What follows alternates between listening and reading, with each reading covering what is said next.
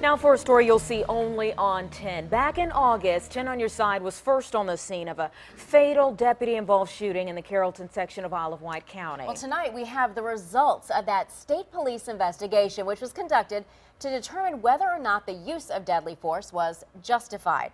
10 on your side's Art Kohn has been investigating this story. And Art, what did you find out? Well, Stephanie and Anita, the findings of the state police investigation were turned over to Isle of Wight County Commonwealth's attorney, Wayne Farmer. Now, this is a copy of the letter that Mr. Farmer sent to Captain Timothy Rybell, the division commander of the State Police Bureau of Criminal Investigation.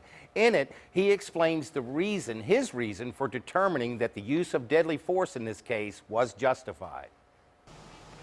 It was a hot August afternoon when deputies and investigators with the Isle of Wight County Sheriff's Office arrived at the residence on Terra Court to serve several outstanding arrest warrants on 31-year-old James Wallace.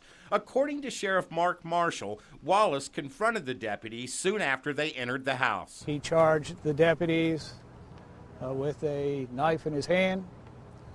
Repeated commands were given. He continued to charge the deputies. One round was fired, striking Mr. Wallace. Wallace was hit in the right arm and chest. The wound was fatal. According to details listed in a letter from the Commonwealth Attorney's Office, a deputy identified only as Deputy Fordham tried to stop Wallace's charge with a taser, but the weapon failed.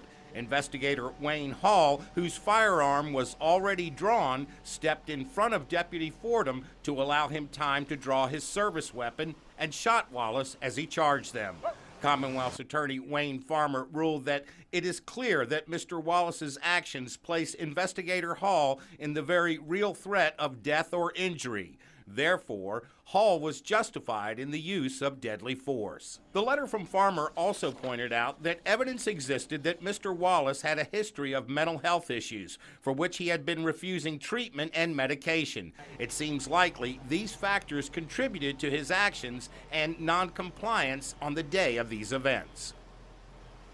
Now, a short time ago, I received an email from Sheriff Marshall, who was out of the office, but wanted to let the family of James Wallace know that he continues to offer his condolences in this tragedy. He also said he is aware that this is not, quote, Investigator Hall's first encounter with the need to save his own life or others by using deadly force. Those events occurred while he was employed with other agencies decades ago, and he was similarly scrutinized and subsequently cleared. Art Kohn, 10 on your side.